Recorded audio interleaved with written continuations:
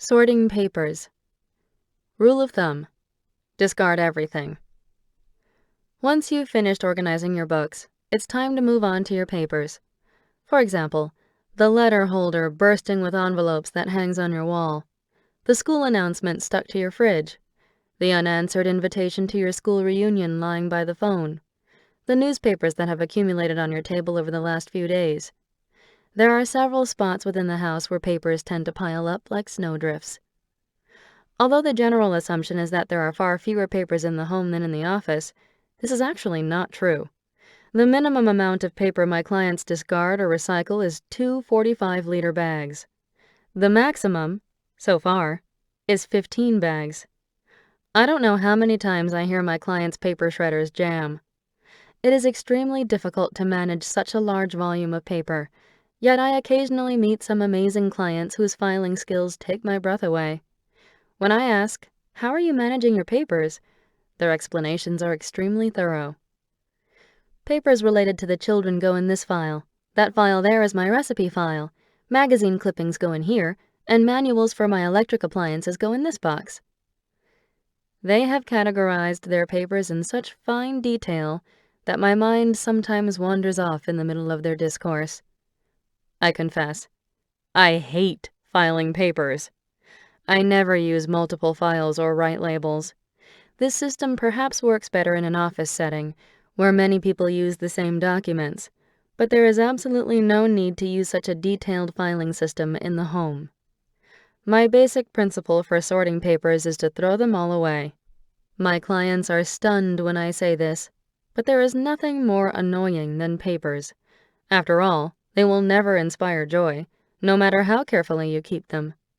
For this reason, I recommend you dispose of anything that does not fall into one of the 3 categories: currently in use, needed for a limited period of time, or must be kept indefinitely. The term papers, by the way, does not include papers with sentimental value like old love letters or diaries. Attempting to sort these will slow down your pace drastically. Limit yourself at first to sorting papers that give you no thrill at all, and finish the job in one go. Letters from friends and lovers can be left for when you tackle sentimental items. Once you've gone through those papers that don't evoke any pleasure, what should you do with the ones that you've decided to keep? My filing method is extremely simple. I divide them into 2 categories: papers to be saved and papers that need to be dealt with. Although my policy is to get rid of all papers, these are the only categories I make for those that can't be discarded. Letters requiring a reply, forms that need to be submitted, a newspaper that I intend to read. Make a special corner for papers like these that need to be dealt with. Make sure that you keep all such papers in one spot only. Never let them spread to other parts of the house. I recommend using a vertical organizer in which papers can be stored standing up and designating a specific place for it. All papers requiring attention can be placed in here without separating them. As for papers that must be saved, these I subdivide according to the frequency of use. Again, the way I divide them is not complicated. I organize them into infrequently used papers and more frequently used papers. Infrequently used papers include insurance policies, guarantees, and leases. Unfortunately, these must be kept automatically, regardless of the fact that they spark no particular joy in your heart. As you will almost never need to access papers in this category, you don't have to put a lot of effort into storing them. I recommend putting them all into a single ordinary clear plastic folder without worrying about further categorization. The other subcategory consists of papers that you will take out and look at more frequently, such as the outlines of seminars or newspaper clippings. These are meaningless unless they are stored in a way that's easy to access and read, which is why I recommend inserting them into the book-like pages of a clear plastic file folder. This category is the trickiest of them all. Although papers like this are not really necessary, they tend to multiply. Reducing the volume of this category is key to organizing your papers. Papers are organized into only 3 categories: needs attention, should be saved, contractual documents, and should be saved, others. The point is to keep all papers in one category in the same container or folder, and to purposely refrain from subdividing them any further by content. In other words, you only need 3 containers or folders: Don't forget that the needs attention box ought to be empty.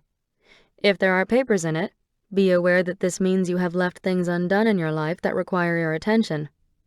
Although I have never managed to completely empty my needs attention box, this is the goal to which we should aspire.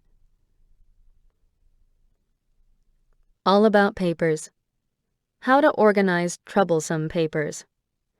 My basic policy is to discard all papers, but there are always going to be some that are hard to get rid of. Let's consider here how to tackle these. Lecture materials. Those who enjoy studying are quite likely to attend seminars or courses in various subjects, such as aromatherapy, logical thinking, or marketing. The recent trend in Japan is to utilize time in the early morning to take seminars. The content and time frame are broadening, giving people a wide choice. For the participants, the materials diligently produced by the lecturer are akin to a badge of honor, and as such they are hard to part with. But when I visit the homes of these ardent learners, I find that these materials usurp much of the room, making their space oppressive. One of my clients was a woman in her 30s who worked for an advertising company. The moment I entered her room, I felt like I was in an office. My eyes were assaulted by rows of files with carefully printed titles. "These are all materials from the seminars I took," she told me. A self-confessed seminar fanatic, she had saved and filed the materials from every seminar she had ever attended. People often insist, "I want to restudy these materials sometime," but most never do so. Moreover, the majority of them usually have materials for multiple seminars on the same or similar subjects. Why? Because what they learned at the seminars did not stick. I am not saying this as a criticism, but merely to point out why it isn't worth keeping materials from past seminars. If the content is not put into practice, such courses are meaningless. A seminar's value begins the moment we start attending, and the key to extracting the full value is putting what we learn there into practice the moment the course ends. Why do people pay expensive fees for such courses when they can read the same content in a book or elsewhere? Because they want to feel the passion of the teacher and experience that learning environment.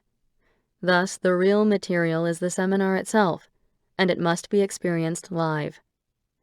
When you attend a seminar, do so with a resolve to part with every handout distributed.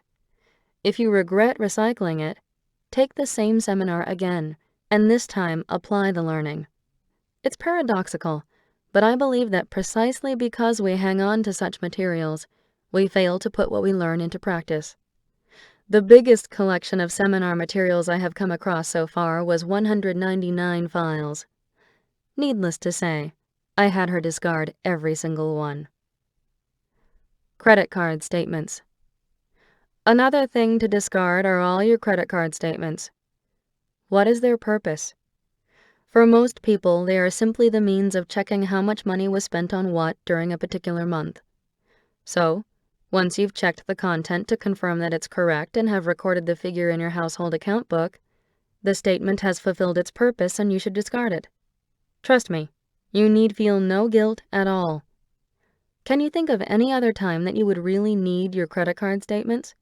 Do you imagine that you might need them for a court case to prove how much was withdrawn? That's not going to happen, so there is no need to treasure these statements for the rest of your life. The same is true for notices of withdrawals from your account to pay utility fees. Be resolute and take this opportunity to get rid of them.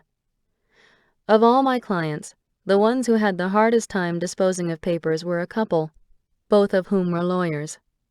They kept asking, "What if this document is needed in court?" At first, they made very little progress, but in the end, even they were able to discard almost all their papers without experiencing any problems. If they can do it, so can you. Warranties for electrical appliances. Whether a TV or a digital camera, all electrical appliances come with a warranty. This is the most standard document category in any home, and the one that almost everyone files and saves properly. The method of organizing, however, is usually almost but not quite right. In general, people save their warranties in clear folder files or accordion-style files. The attraction of these files is that the documents can be stored in separate compartments. However, therein lies their pitfall. Because they are so well divided, it is easy to overlook things. Most people save not only the warranty but also the operation manual in the same file. First, let's start by parting with these manuals. Take a look at them. Have you ever used them? In general, there are only a few manuals that we actually need to read, such as our computer or digital camera manual, and these are so thick that they won't fit in a file anyway. So basically, any manuals contained in your warranty folder can be discarded without causing any difficulty. To date, all my clients have discarded most of their manuals, including those for their PCs and cameras, and none of them has experienced any problems from doing so. If they have a problem, they can usually fix it themselves by fiddling with the machine, and they can find solutions for anything they can't figure out on their own from the internet or the place of purchase. So I assure you, you can dispose of them without any qualms. Getting back to warranties. The filing method I recommend is to put them all in a single clear file, without separating them into categories. Warranties are only used once a year, if at all. What point is there in carefully sorting and separating them when the odds that they will be needed are so low? Moreover, if you filed them in a file folder, you'll have to flip through the pages to find the right warranty. In that case, it's just as easy to keep them all in one file, pull out the entire stack, and search through it. If you sort in too much detail, it means you will have fewer opportunities to look at each warranty. Before you realize it, the warranty will be out of date. If you have to sift through them all when you need one anyway, this becomes an excellent opportunity to check the expiration dates of your other warranties. This way, you don't have to go to the trouble of deliberately checking the contents just for the expiration dates, and often, you don't even have to buy the clear file in which you store the warranties because there is usually at least one already in the house. Finally, this method takes up 1/10 of the space of conventional methods. Greeting cards. In Japan, it is the custom to send New Year's cards to convey New Year's greetings. Many have lottery numbers at the bottom. This means that each card has fulfilled its purpose the moment the receiver finishes reading it. Once you've checked to see whether the numbers on your cards have won anything in the lottery, you can part with the cards with gratitude for conveying to you the consideration of the sender. If you save the cards to confirm the sending address for the following year, then only save 1 year's worth. Dispense with those that are 2 or more years old. Accept those that spark joy in your heart. Used checkbooks. Used checkbooks are just that. Used. You're not going to look at them again, and even if you do, it won't increase the amount of money in the bank. So, really, get rid of them. Payslips. The purpose of your payslip is to inform you how much you have been paid for this month. Once you've checked the content, its usefulness is over. Komono. Miscellaneous items. Keep things because you love them, not just because. I pull out a drawer in my client's home and discover a strange little box, just waiting to be opened, like a tantalizing book that promises some fascinating tale. But for me, there is no excitement whatsoever. I know exactly what I'll find inside. Loose change, hairpins, erasers, spare buttons, wristwatch parts, batteries that may or may not be dead, leftover medicine, Lucky Charms, key rings, and the list goes on. I already know what the client's answer will be if I ask why these things are in that box. Just because. Many items within the home are treated in the same way. They are placed, stored, and accumulate just because, without our giving them much thought.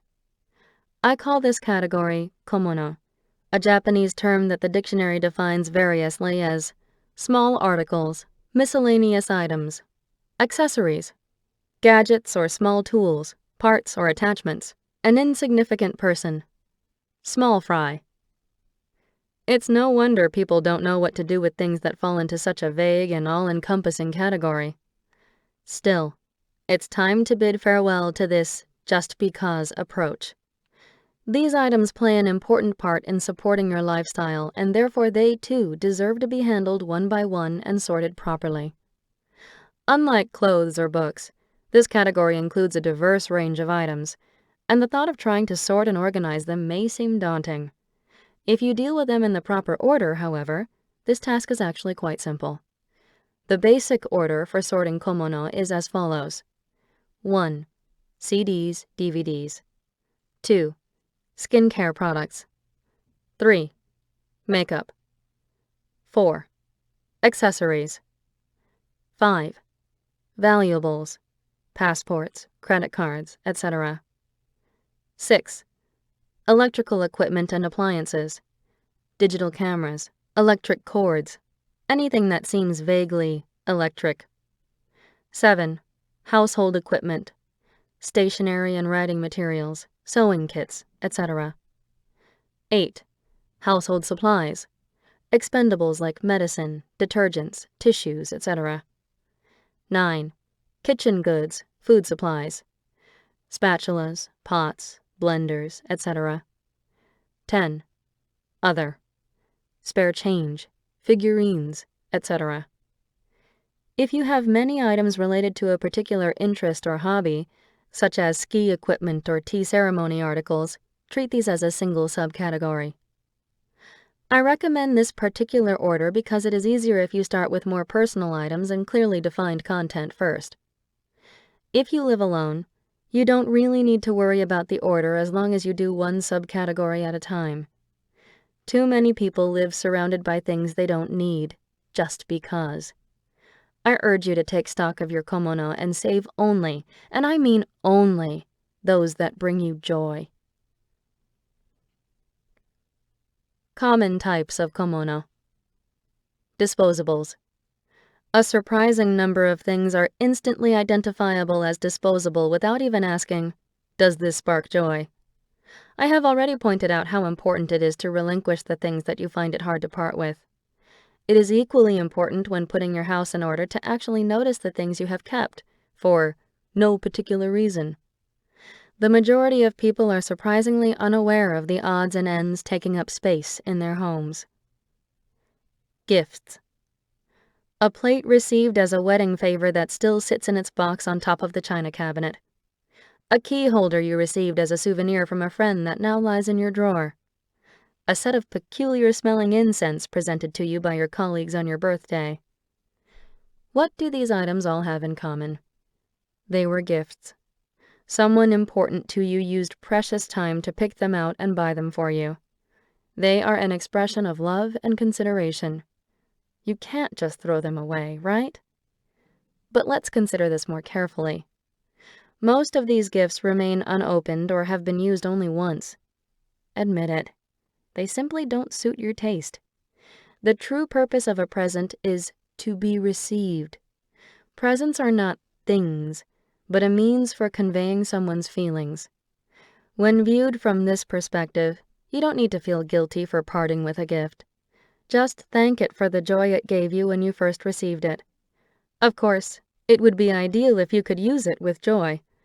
But surely the person who gave it to you doesn't want you to use it out of a sense of obligation, or to put it away without using it, only to feel guilty every time you see it. When you discard or donate it, you do so for the sake of the giver, too.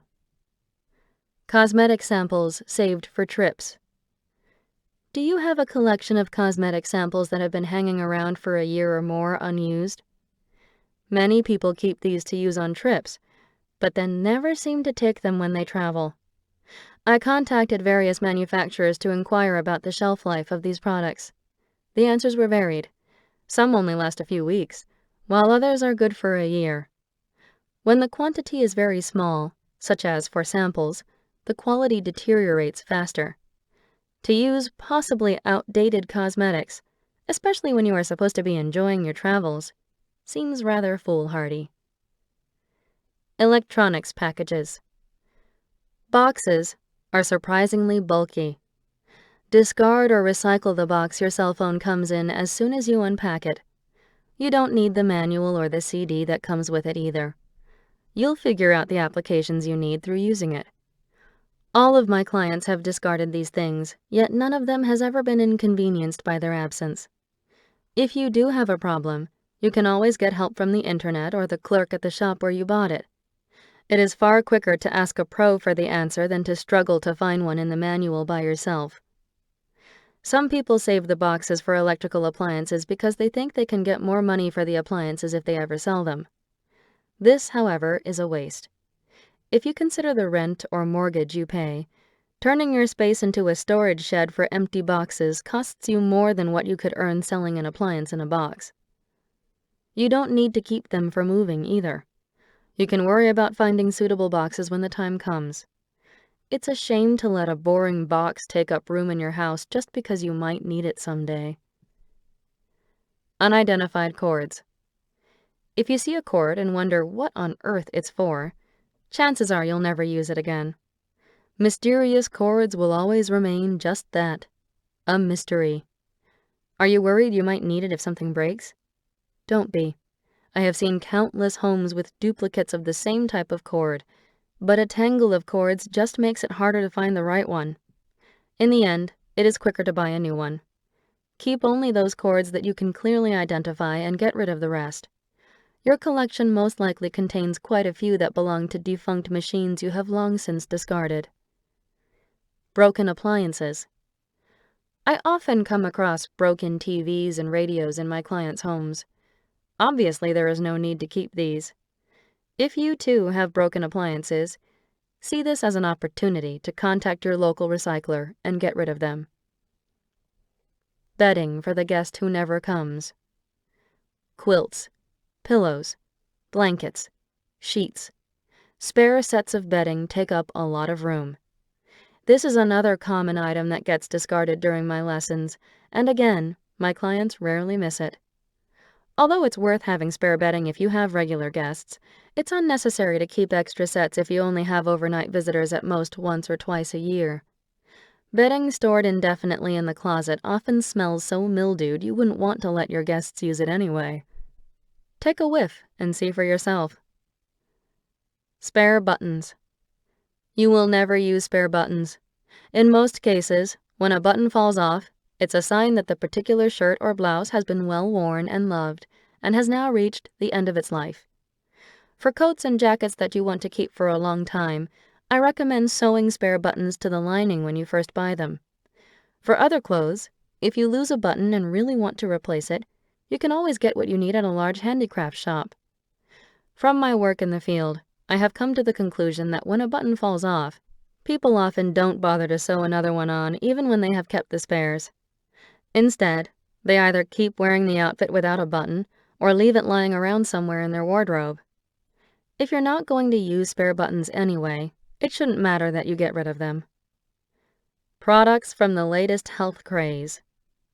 Slimming belts, glass bottles for making kefir, a special blender for making tofu, a weight loss machine that mimics the movement of horseback riding. It seems a waste to get rid of expensive items like these that you bought by mail order but never fully used. Believe me, I can relate. But you can let them go. The exhilaration you felt when you bought them is what counts. Express your appreciation for their contribution to your life by telling them, "Thank you for the boost you gave me when I bought you," or "Thank you for helping me get a little more fit." Then discard them with the conviction that you are healthier for having bought them. Free novelty goods. A cell phone screen cleaner that came with a soda bottle. A ball pen engraved with your school's name. A paper fan you got at an event. A set of plastic cups won at a fair. Glasses bearing a beer company's logo. Post-its stamped with the pharmaceutical company's name. A folder with just 5 sheets of blotting paper. A promotional calendar, still in its tube. A pocket calendar, unused even 6 months into the year. None of these are going to bring you any pleasure. Discard or recycle them without any qualms. Small change. Make "into my wallet" your motto. Do you have loose change lying around? A penny or two in the bottom of your purse? A dime in the back of a drawer? A quarter on the table? I always find coins when I'm helping clients put their house in order. The king of the komono category, coins can be found in the entrance hall, the kitchen, the living room, the washroom, on top of furniture, and inside drawers. Despite the fact that coins are perfectly good cash, they are treated with far less respect than paper money. It seems strange that they should be left lying around the house where they are of no use at all. Whenever my clients come across loose change during tidying, I make sure it goes straight into their wallets, never into a piggy bank. Unlike the other categories, you don't need to gather coins from every part of the house. Instead, just pop them into your wallet whenever you stumble on them. If you put them in a piggy bank, you are simply transferring the place where they will be ignored. People who have lived in the same house for a long time are particularly prone to forgetting about their little cache of coins. Frankly, no one I've met who saved pennies without a clear purpose has ever actually used them. If you are saving coins with the vague idea that it would be nice to see how many you can accumulate, now is the time to take them to the bank. The longer you wait, the heavier your cash will be, and the more bother to take it to the bank. I have also noticed that for some unfathomable reason, many of my clients start saving coins in bags when their piggy bank is full. Years later, during my course, they stumble across a bag bursting with coins in the back of a cupboard. By that time, it is pungent with the smell of rust and mold. The coins are discolored, and they make a dull clinking sound instead of jingling. At this point, my clients would rather just ignore the bag's existence. Writing this description is hard enough, but to actually see these coins, stripped of their dignity as money, is heart-rending. I beg you to rescue those forgotten coins wasting away in your home by adopting the motto, "Into my wallet." Sentimental items. Your parents' home is not a haven for mementos. Now that you have organized your clothes, books, papers, and komono, you can finally tackle the last category, items that have sentimental value. I leave this for last because these are the hardest things to discard. Just as the word implies, mementos are reminders of a time when these items gave us joy. The thought of disposing of them sparks the fear that we'll lose those precious memories along with them. But you don't need to worry. Truly precious memories will never vanish, even if you discard the objects associated with them. When you think about your future, is it worth keeping mementos of things that you would otherwise forget? We live in the present. No matter how wonderful things used to be, we cannot live in the past. The joy and excitement we feel here and now are more important. So, once again, the way to decide what to keep is to pick up each item and ask yourself, does this spark joy? Let me tell you about a client of mine whom I'll call A. She was a 30-year-old mother of 2 in a 5-member household. When I visited her house for our second session, it was obvious that the number of things in her home had decreased. "You really worked hard," I said. "It looks like you must have gotten rid of about 30 bags worth of stuff." Looking very pleased, she said, "Yes, I did. I sent all my keepsakes to my mother's place." I could hardly believe my ears. She had used the send it to my parents method of tidying. When I first started this business, I actually thought that being able to send things home was the privilege of people who came from large houses in the country. The majority of my clients were single women or young mothers living in Tokyo. If they asked permission to send things to their parents' house, I said, "Sure, as long as you do it right away." I never thought anything of this until my clientele expanded to homes in rural towns. When I learned the true state of parents' houses, I was forced to retract my rash words. Now I realize that people who have a convenient place to send things, such as a parent's house, are actually quite unfortunate. Even if the house is large with rooms to spare, it is not some infinitely expanding fourth dimension. People never retrieve the boxes they send home. Once sent, they will never again be opened. But let me get back to my story. Sometime later, A's mother started taking my course. I knew that if she were to graduate, we would have to do something about the luggage A had sent home. When I visited the house, I found that A's room had been left untouched. Her things filled the bookcase and the closet, and now there were 2 big boxes parked on the floor. Her mother's dream was to have a space of her own in which she could relax, but even though A had moved out long ago, with her things still enshrined in her room, the only space her mother felt was hers was the kitchen. This seemed very unnatural. I contacted A and announced, "You and your mother won't graduate from this course until you have both dealt with the stuff you left at your parents' house."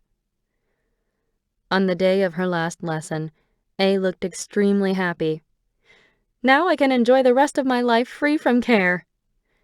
She had gone back home and put her things in order. In the boxes, she had found a diary, photographs of old boyfriends, a mountain of letters and New Year's cards, and more. I was just fooling myself by sending the things I couldn't bear to part with to my parents. When I looked at each item again, I realized that I had lived those moments to the fullest, and I was able to thank my keepsakes for the joy they gave me at the time. When I threw them away, I felt like I was confronting my past for the first time in my life. That's right. By handling each sentimental item and deciding what to discard, you process your past. If you just stow these things away in a drawer or cardboard box, before you realize it, your past will become a weight that holds you back and keeps you from living in the here and now. To put your things in order means to put your past in order too. It's like resetting your life and settling your accounts so that you can take the next step forward. Another item that is just as difficult to discard is keepsakes from one's children. A Father's Day present with the words, "Thanks, Dad." A picture your son drew that was selected by the teacher to hang in the school hall, or an ashtray your daughter made. If these things still bring you joy, it is fine to keep them. But if your children are already grown and you are keeping them because you think discarding them will hurt your children's feelings, ask them. They are quite likely to say, "What? You still have that? Go ahead and get rid of it." And what about things from your own childhood? Do you still keep your report cards or graduation certificates? When my client pulled out a school uniform from 40 years ago, even I felt my heart constrict with emotion. But it still should be disposed of. Let all those letters you received years ago from a girlfriend or boyfriend go.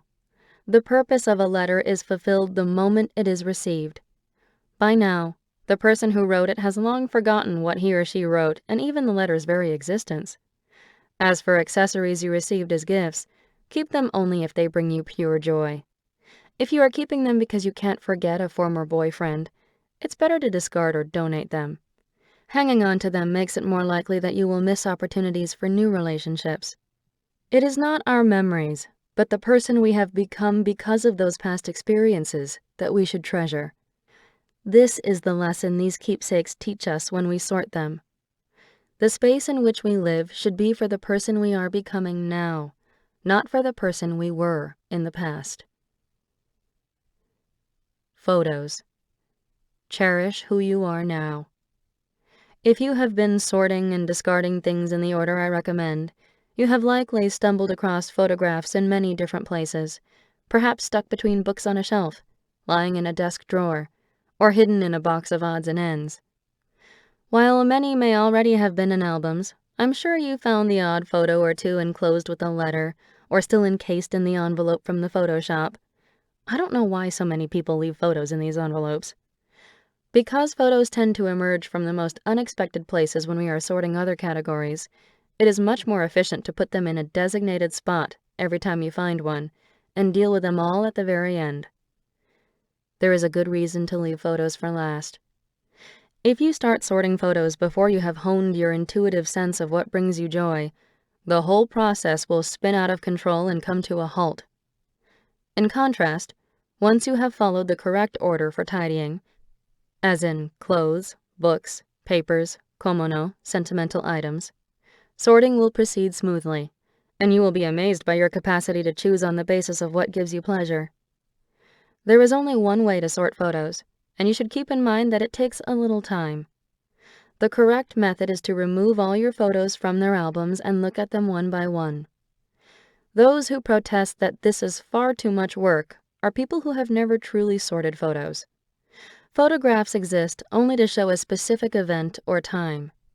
For this reason, they must be looked at one by one. When you do this, you will be surprised at how clearly you can tell the difference between those that touch your heart and those that don't. As always, only keep the ones that inspire joy. With this method, you will keep only about 5 per day of a special trip, but this will be so representative of that time that they bring back the rest vividly. Really important things are not that great in number. Unexciting photos of scenery that you can't even place belong in the garbage. The meaning of a photo lies in the excitement and joy you feel when taking it. In many cases, the prints developed afterward have already outlived their purpose. Sometimes people keep a mass of photos in a big box with the intention of enjoying them someday in their old age. I can tell you now that someday never comes. I can't count how many boxes of unsorted photographs I have seen that were left by someone who has passed away. A typical conversation with my clients goes something like this. What's in that box? Photos. Then you can leave them to sort at the end. Oh, but they aren't mine. They belonged to my grandfather. Every time I have this conversation, it makes me sad. I can't help thinking that the lives of the deceased would have been that much richer if the space occupied by that box had been free when the person was alive. Besides, we shouldn't still be sorting photos when we reach old age. If you, too, are leaving this task for when you grow old, don't wait. Do it now. You will enjoy the photos far more when you are old if they are already in an album than if you have to move and sort through a heavy box full of them. Astounding stockpiles I have seen. There are 2 surprises I frequently encounter when helping clients put their houses in order. Highly unusual items and sheer numbers. I come across the first every time. It might be a music machine used by a singer, or the latest cooking utensils owned by someone who loves to cook. Every day provides exciting encounters with the unknown. This is only natural, as my clients' interests and professions are extremely diverse. The real shock is when I discover a massive stockpile of a simple item that you would find in any home. As we work, I always jot down the rough volume of different items my clients own, and particularly keep an eye on my stockpile ranking for different items because new records are constantly being made. Once, for example, I discovered a huge stock of toothbrushes in a client's home. The record up to that point had been 35. Even that collection seemed large. "Perhaps you have a few more than you need," I remarked, and we enjoyed a little laugh together. But the new record far surpassed the old. This client had 60 toothbrushes. Arranged in boxes in the cupboard under the sink, they looked like a work of art. It's interesting how the human mind tries to make sense even out of the nonsensical.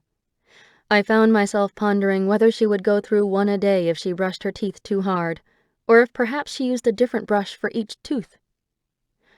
Another surprise was a stock of 30 boxes of plastic kitchen wrap. I opened the cupboard above the kitchen sink to find it completely filled with an array of what looked like large yellow Lego blocks. "I use plastic wrap every day so it goes down fast," my client explained. But even if she used 1 box a week, that supply would last her over half a year. Regular size wrap comes in 20-meter rolls. To use up 1 roll a week, you would have to cover an 8-inch diameter plate 66 times, even allowing for rather generous use.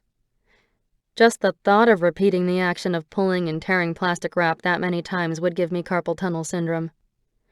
As for toilet paper, the record stock so far is 80 rolls. "I have loose bowels, you see. I run out very quickly," was the client's excuse. But even if she used 1 roll a day, she had at least a 3-month supply. I'm not sure she could have used up 1 roll a day even if she spent all day wiping her bottom, and by that time her bottom would have been rubbed raw. It made me wonder whether I should be giving her skin cream rather than lessons in cleaning. The ultimate record, however, was a stockpile of 20,000 cotton swabs, a cache of 100 boxes with 200 swabs each. If my client used 1 swab a day, it would take her 55 years to use up her supply. By the time she had finished, she might have developed amazing techniques for cleaning her ears. The last swab used on the last day would appear almost sacred.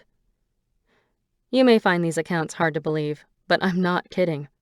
The strange thing is that these clients never realized how many items they actually had until they began putting their house in order. And even though they owned a huge stockpile, they always felt as if they didn't have enough and were anxious about running out. For people who stockpile, I don't think there is any amount that would make them feel secure. The more they have, the more they worry about running out, and the more anxious they become. Even though they still have 2 left, they will go out and buy 5 more. Unlike a shop, if you run out of something at home, it's not a big deal. It may cause you temporary stress, but it does no irreparable damage. But how should we handle these stockpiles? Although the best solution would appear to be to use all the items up, in many cases they are past their expiration date and must be thrown out. I highly recommend that you get rid of excess stock all at once. Give it away to friends who need it, recycle it, or take it to a donation shop.